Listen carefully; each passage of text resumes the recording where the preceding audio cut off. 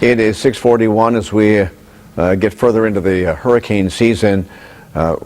We are kind of worried about the National Flood Insurance Program. People are concerned about that because it was supposed to expire at the end of this month, but there was a vote in the House yesterday that temporarily extends the National Flood Insurance Program. Congressman Steve Scalise, the House Majority Whip, is joining us on the phone to talk about that and some other things going on Capitol Hill. And first, Congressman, thank you for joining us. Why is it so hard to get something that affects so many people in so many states through the Congress and get something that's more than just a stopgap measure? Well, good morning, Eric. Good to be back with you. And if you look, I mean, we passed back in November, the House passed a bill that would be a 5-year extension of the program. And it had reforms that will keep the program more sustainable for families, for ratepayers, and for the taxpayer of the country.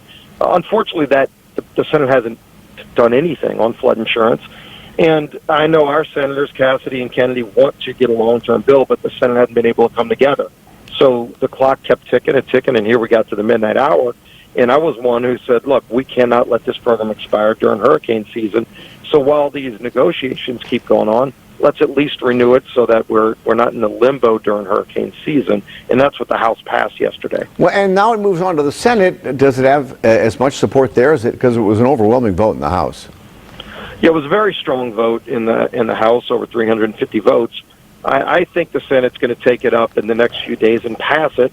What's more important is we need to see the Senate produce a long-term bill, a 5-year bill, just like the House did. And let's actually start addressing the problems with the program. I'd like to see us get more private insurers write flood insurance, because right now the federal program is the only game in town. And like car insurance or homeowners insurance, you could call 5-6 different companies to get quotes and at least get the best deal. On flood insurance, you don't have a private marketplace. So one of the things we have in our House-passed bill is some reforms that would encourage more private companies to write flood. Yeah. And right now, one of the things a lot of people are in Congress are upset about is the repetitive claims. I mean, sometimes the FEMA will go out and pay for a house, 6, 7, 8 times. It's worth 3 or 4 times what the house is worth because it's flooded so many times. Right. And in the bill that we passed in the House back in November, we actually address what's called repetitive loss, exactly what you're talking about.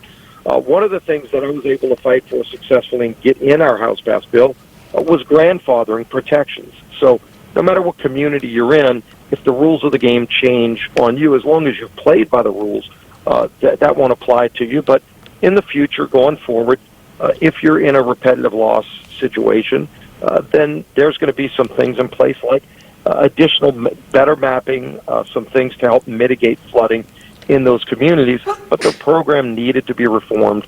The bill we passed in November reforms it. We need the Senate to take similar action. Or possibly pay to raise those houses one time, then it's a one-time payment, and then you won't be, paying, $800,000 for a $200,000 house.